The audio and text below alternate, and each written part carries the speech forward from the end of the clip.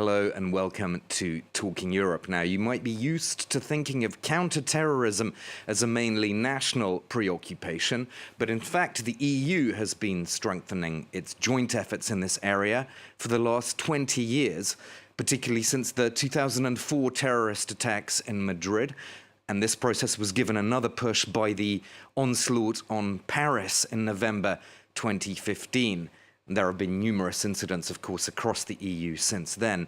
Now, my guest is the EU's anti-terrorism coordinator, Bartjan Wegter.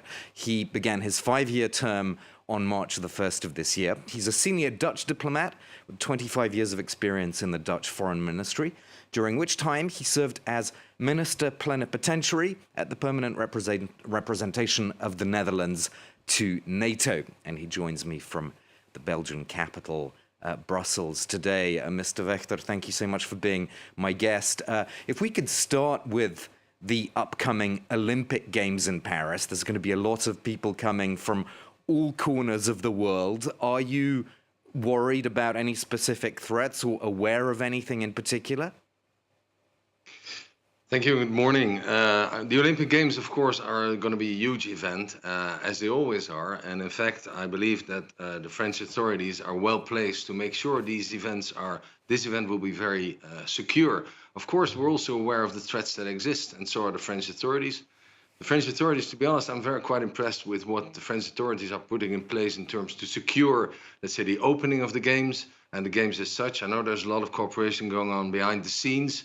So yes, of course, we have to be vigilant because we know that threats exist. But I think the French authorities have put everything in place and are putting everything in place to make sure that these games can be enjoyed by everybody. And I should add that, you know, this kind of big events nowadays always require heightened security measures. We're now 5 years on from the fall of the Islamic State's so-called caliphate. Where is the jihadi threat coming from today, do you think? Well, the question is actually quite opportune because increasingly we see that it's coming from different directions. You know, when the Islamic self-proclaimed state or the Daesh self-proclaimed state failed in Iraq and Syria, ever since then Daesh, or IS if you will, has very much invested in the online environment to spread its propaganda. And I call it, you know, mutant jihadism, if you will, in the sense that it's become a transborder phenomenon and transversal as well. So you see its influences throughout our society through the online environment mainly. Of course, there's also the recent, I would say, expression of jihadism through ISKP, which is IS Khorasan Province, as we call it, which we've seen a rise of, and we've seen recently that, you know, proof of the ability of ISKP in particular to project the threat beyond Central Asia, as we've seen with the dramatic attacks in Moscow, but also with a number of thwarted attacks in Europe in recent years. I'll come back to the whole online dimension, but just what you said about Asia or Central Asia is interesting because, of course, you'll be aware that a U.S. general recently told the Armed Forces Committee in the U.S. Senate that Al-Qaeda has recently opened training camps in Afghanistan. Is this a kind of replay of what led up to 9/11 in 2001? And how is the EU responding to this? And how is it working with the US and other actors on this whole question?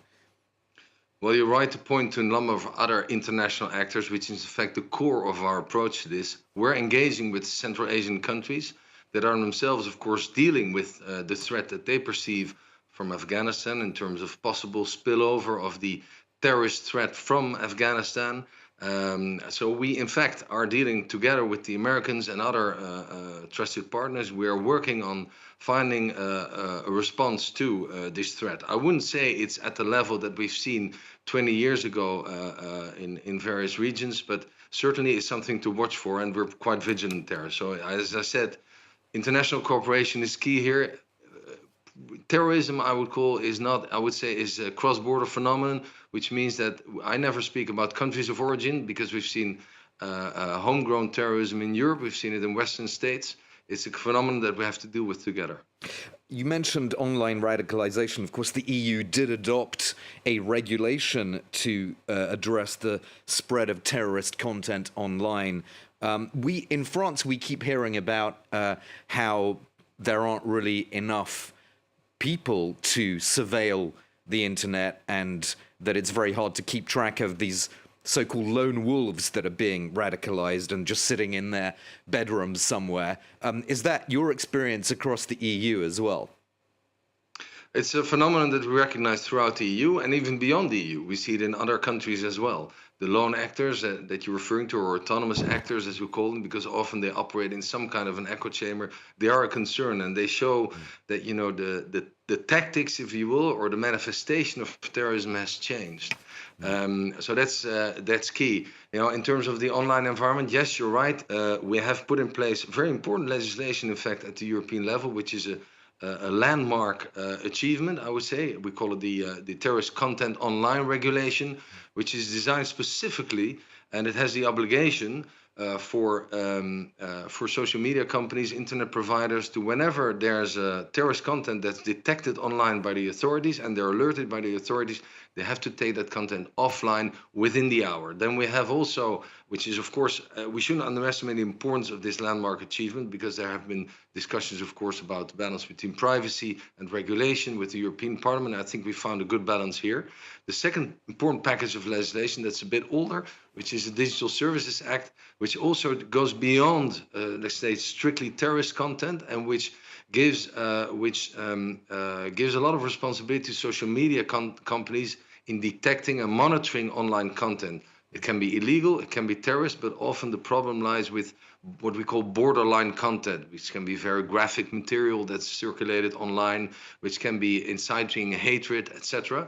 And here we see that social media companies, they have to do a lot of monitoring themselves. They've put in place teams specially designed for it, but unfortunately, we've seen in recent years a decrease in the size of those teams, and it's something that we're discussing with social media companies, because we need to keep investing in the content moderation efforts that we all undertake.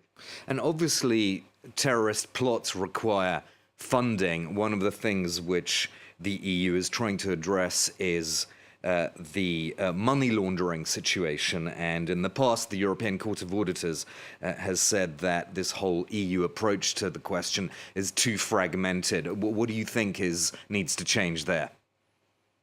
Well, I think actually we've moved quite a long way. I mean, we've recently, I think yesterday even, the Council agreed to the establishment of a special authority, which is the centerpiece of the anti-money laundering package, which, by the way, targets specifically also terrorist financing. And I think we've had directives in the 90s that have been updated ever since.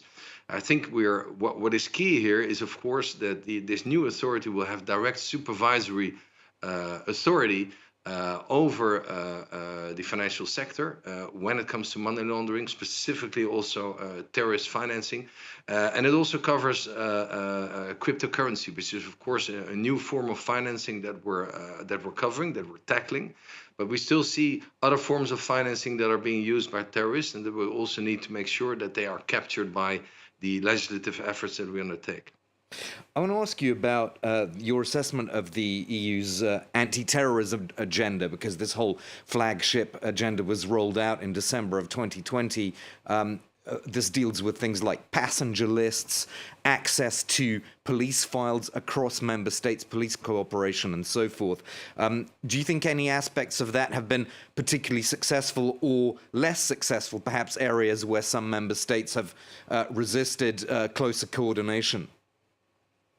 I wouldn't say there has been resistance, but it's certainly been a process where member states have gradually come together, driven by their security needs. In fact, we've realized that we need to have interoperable information systems in order to be able to share information more rapidly, more quickly. We have those systems in place. In fact, we're now in a phase of implementing them. Of course, there are things to be improved. Member states have to get used to these new mechanisms, but we see increasingly that's cross-border cooperation between police services, for instance. Recently in Romania, there's been a huge catch of weapons thanks to the efforts of 16 member states that were involved in a collective police operation. So there are examples like that that really show that it works. Of course, you mentioned passenger data systems. The fact that we now detect and upload into commonly shared systems names of suspected terrorists and terrorists is a huge achievement. But of course, and I think that's important to underline here as well, as we evolve and as we've put these systems in place, we should not become complacent, because the nature of this threat changes, and in particular we should be aware that there are new technologies also developing, and new technologies are bringing us a lot of benefits. Obviously, I'm talking about artificial intelligence, for instance, but we should be honest also and recognize that we're not fully don't fully comprehend yet what the impact may be in terms of security of these new technologies. And this is specifically something that we need to invest in together with the social media companies and the technology companies, because they have the expertise, and together with them we need to find this right balance between the freedom that we need on the internet on one hand and the security that's needed for all our citizens to use the internet safely.